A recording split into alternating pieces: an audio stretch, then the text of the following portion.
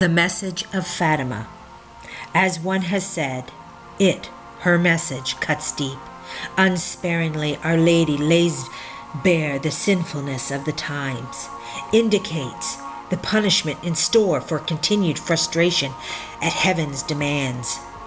Yes, there must be a change of morals. The entire atmosphere of the globe reeks with the stench of unrepented sin. Fatima sets forth the doctrine of the gospel on penance. Unless you do penance, you shall all likewise perish.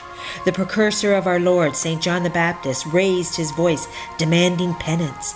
Bring forth fruits worthy of penance, he said. Our Lord said, do penance, for the kingdom of heaven is at hand. Fatima reiterated the messages of La Salette and Lourdes on penance.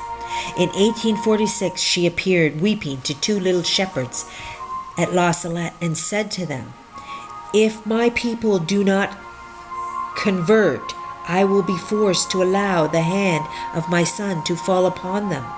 This message was not heeded. At Lourdes, a few years later, in 1858, Our Lady said, penance, penance. Again, this message was not heeded, in spite of thousands of miracles at Lourdes. Marvel at Our Lady's infinite patience as she comes yet a third time within a century and says at Fatima, men must reform, they must do penance for their sins, they must cease offending the good God. Again she said, many go to hell because there is no one to make sacrifices for them.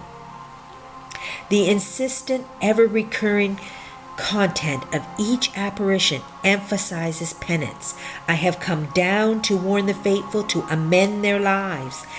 That, in plain English, is to do penance and ask pardon for their sins.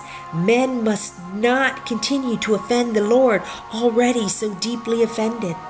Even little Jacinta, the youngest of the trio, said, oh, if men only knew what eternity is, how they would make all efforts to amend their lives.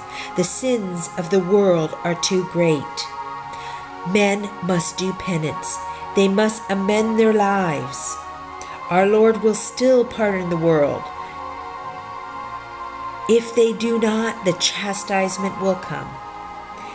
Penance is essential today for us Catholics, perhaps more than ever before in our world. Today, under the conditions under which we live, surrounded by pagan immorality which infiltrates into our consciousness, we become almost inoculated with the worldly spirit. That spirit, in plain language, has robbed us of the sense of sin. This in itself should shock us. Once a person loses his horror of sin's awfulness and feels no longer a wholesome fear under the burden of sin, a deadening, creeping paralysis has already descended over the world. Today, who is shocked? Who is shocked at the movies? Who is shocked at the music? Who is shocked at the television?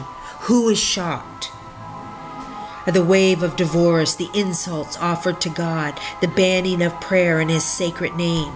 Behold, further condonement of vice and the manufacture of instruments of sin and the trafficking and shady business transactions and the like. In short, the world stands charged with a loss of a sense of sin. Appearing in 1940 to a girl named Gretchen Grensforth in an ancient shrine of Our Lady, our Lord told her, men did not listen to my most holy mother when she appeared to them at Fatima and admonished them to do penance. I come myself now at this last hour to warn and admonish mankind. The times are very serious. Men should at least do penance, turn away from their sins, and pray. Pray much in order that the wrath of God be appeased.